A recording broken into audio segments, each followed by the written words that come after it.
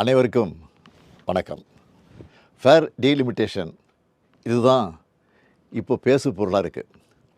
திமுக ஏன் இதை பேசு பொருளாக ஆக்குச்சுன்னா, 2026 டீலிமிட்டேஷன் கண்டிப்பாக நடந்தே ஆகணும்.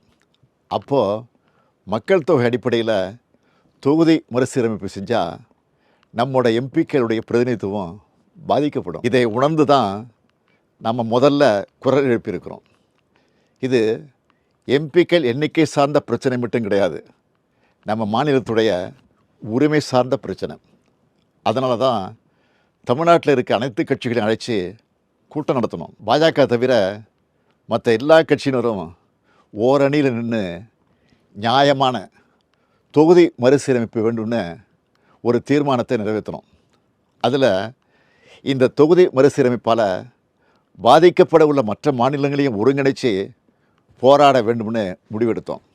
அதுக்காக ஆந்திரா, கர்நாடகா, கேரளா, தெலுங்கானா, ஒடிசா, மேற்கு வங்கம், பஞ்சாப் ஆகிய 7 மாநில முதலமைச்சர்களுக்கும் நாடாளுமன்றத்தில் பிரதிநிதித்துவம் இருக்கக்கூடிய அந்த மாநிலங்களை சார்ந்த எல்லா கட்சிகளோட தலைமைக்கும் நான் கடிதம் எழுதினேன். அந்த கடிதங்களை ஒரு அமைச்சர் மற்றும் ஒரு எம்பி அடங்கிய குழு அவங்கள நேரில் சந்தித்து கொடுத்து விளக்கம் அளித்தாங்க.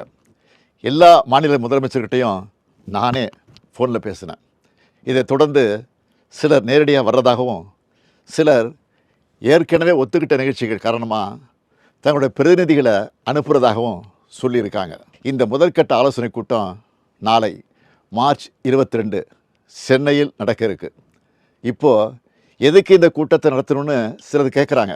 தொகுதி மறுசீரமைப்பால் நம்ம தமிழ்நாடும் நம்ம அழைச்சிருக்கிற மாநிலங்களும் பாதிக்கப்பட்டால் இந்திய நாட்டில் கூட்டாட்சிக்கான பொருளே இருக்காது, ஜனநாயகத்துக்கான மதிப்பே இருக்காது.